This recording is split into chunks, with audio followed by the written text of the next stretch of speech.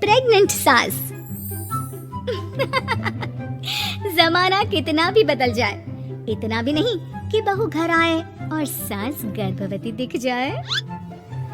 देखो मीरा, माँ का पूरा ख्याल रखना है, उनसे अब काम नहीं होता है। क्यों, क्या हो गया है? तुम्हारी माँ तो हट्टी कट्टी दिख रही है, पूरी शादी में घोड़ी की तरह नाची है, अब क्यों काम नहीं होता उनसे?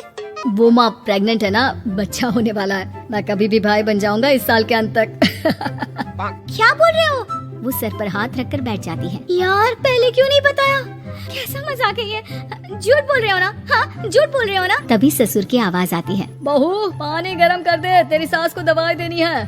समय पर दवाई ना दी तो परेशानी हो जाएगी। और हाँ, जरा काजू पीस कर दूध में मिलाकर ले आना, तेरी सास खुद से तो अपनी संभाल करेगी नहीं। हे भगवान, ये मैं क्या सुन रही हूँ? ये ससुर जी को क्या हो गया है? मैं क्या सोच कर आई थी? हाय रे, मैं तो किसी को मुंह भी नहीं दिखा पाऊंगी। अब ये रोना धोना बाद में करना, पहले गर्म पानी कर दो, माँ को दवाई देनी होगी। और हाँ, रात को माँ के पैरों में तेल लगा देना। बहू को गुस्सा आ जाता है, वो बड़बड़ करती किचन में जाती है जहाँ उसका ससुर खड़ा होता है। एक बड़ी जिम्मेदारी है हम सबके सर ऊपर, इस उम्र में माँ बनना खतरे से खाली नहीं होता। हाँ हाँ पता है, तो क्यों बन गई माँ? अरे खतरे से कम नहीं है तो क्या जरूरत थी लल्ला पैदा करने की? कैसी बात कर रही हो बहू? क्या तुम खुश नहीं कि घर में एक नया मेहमान आएगा, छोटे छोटे पैरों से पूरे घर में घूमेगा? पिताजी ये हाथ जोड़े आपके, आप यहाँ से जाओ, ये शायरी बाद में बताना, अभी मैं पानी गरम करके थर्मस में दे देती हूँ। सारा दिन पिलाते रहो गरम पानी। और हाँ, ये बच्चे की बात बार बार मुझसे कोई नहीं करेगा। बहू का पारा अब चढ़ा ही रहता था, वो काम तो सारा करती, लेकिन किलस किलस कर। मीरा सारे काम से फुर्सत पाकर बैठी होती है कि माँ का फोन आ जाता है। बेटा बहुत बड़ी जिम्मेदारी है तेरे सर पर, अच्छे से निभाना। ससुराल में हर किसी को खुश रखना वैसे तो मुश्किल है, लेकिन भगवान ही हिम्मत देता है बहू को हर कुछ सहकर सबको खुश रखने की। क्या बड़बड़ किए जा रही हो माँ? जानती भी हो कि यहाँ क्या चल रहा है? मेरी सास, अरे तेरी सास तो देवी है देवी। कितने खुश हो रहे थे सारे तेरी सूरत देख देख कर। पता नहीं जैसे बहू नहीं कोई मन मांगी मुराद मिल गई हो उन लोगों को। अरे बात तो पूरी सुनो, मन मांगी बुरा तो पूरी हुई है। अरे मेरी सास को बच्चा होने वाला है, प्रेग्नेंट है वो। क्या बकवास कर रही है मीरा? ये बात किसी को कहना मत। मुझे तो बता दिया, लेकिन अब अपनी जबान से ले। कहाँ है तेरी सास? बात तो करा मेरी। पूछू जरा, पोता पोती खिलाने की उम्र में खुद का बच्चा खिलाने का शौक कहाँ से आ गया? और आया भी तो बताना तो चाहिए था। अब क्या नाक कटाने के लिए हम लोगों से रिश्ता जोड़ा है? रुक, तेरे पापा से बात करती हूँ। मीरा फोन रखकर लेट जाती है। वो एक सपना देखती है कि उसकी गोद में एक बच्चा खेल रहा है। भाभी की गोद में कितना खुश दिख रहा है ना, लग ही नहीं रहा कि भाभी है। मैं तेरे लिए क्या लाया हूँ, सोने की बालियाँ। तेरी शादी में तो मैं बुढ़ा हो जाऊंगा ना। अरे कैसी बात कर रहा है बेटा, इसकी जिम्मेदारी तो तू ही लेगा।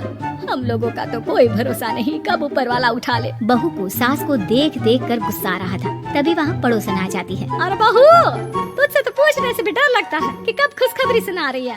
अब तो अपनी 1 महीने की ननद की ही जिम्मेदारी संभाल ले, बहुत है। अपने जेवर भी रख देना और पैसे भी जमा करना शुरू कर दे। वो बात आगे बढ़ाती, उससे पहले ही बहू जोर से चिल्लाकर उठ जाती है। नहीं नहीं नहीं नहीं, मैं अपने जेवर किसी को नहीं दूंगी। अरे कौन ले रहा है तुम्हारे जेवर? तुम औरतें भी ना सपने में भी जेवर ही संभालती रहती हो। मैंने जो सपना देखा है ना, सुनोगे तो होश उड़ जाएंगे। अच्छा, तुम अपना सपना बाद में बताना, पहले मेरा सुनो। कल मैंने इतना अच्छा सपना देखा, इतना अच्छा सपना देखा कि अगर वो पूरा हो जाता है ना तो मैं तुम्हारे लिए रानी हार बनवा दूंगा। बहू अब सारे गम भूलकर पति का सपना सुनने में लग जाती है। अरे क्या सपना था बताइए ना, बोलिए भी तो क्या सपना है, मैं पूरा कर दूंगी अगर बात रानी हार की है तो। बोलिए बोलिए। मैंने रात को सपना देखा कि माँ को बेटी हुई है और मुझे बहन। सच्ची, इस घर में बेटी हो जाए तो मैं तो झूम ही उठूं। मीरा का मुंह बन जाता है, वो चुप हो जाती है और सपने की बात याद करती है कि बेटी हुई तो उसे ही अपने गहने उसे देने होंगे। फिर तो रानी हार की जरूरत पड़ेगी ही। भाई लड़की बड़ी होगी, उसकी शादी होगी तो जेवर तो चढ़ाने ही होंगे ना, कहाँ से आएंगे वो? कितनी समझदार हो तुम मीरा।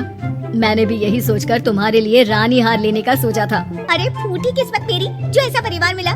मेरे पापा की तो मैं अभी क्लास लगाती हूँ, जो सब जानते हुए भी ऐसे परिवार में मेरी शादी कर दी। बहू पिता को फोन लगाने ही वाली होती है कि ससुर की फिर से आवाज आती है। बहू गरम पानी ले आ जल्दी, थर्मस में खत्म हो गया है। बाद में खबर लेती हूँ मैं पापा की, पहले सास को गर्म पानी दिया हूँ। बहू अभी किचन में काम कर ही रही थी कि मीरा के मम्मी पापा आ जाते हैं। वो हाथ में ढेर सारे फल लेकर आते हैं।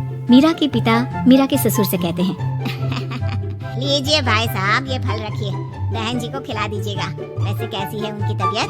बस पता तो है आपको, ऐसे वक्त में जो होता है बस वही सब। मुझे तो सुनकर बहुत गुस्सा आया था, लेकिन चलिए, भाग्य में जो है लिखा उसे कौन टाल सकता है। डॉक्टर को दिखाए? हाँ बस डॉक्टर आने ही वाला है। अच्छा हुआ आप लोग भी आ गए। उतने में एक सुंदर सी लेडी डॉक्टर आती है। पेशेंट कौन है?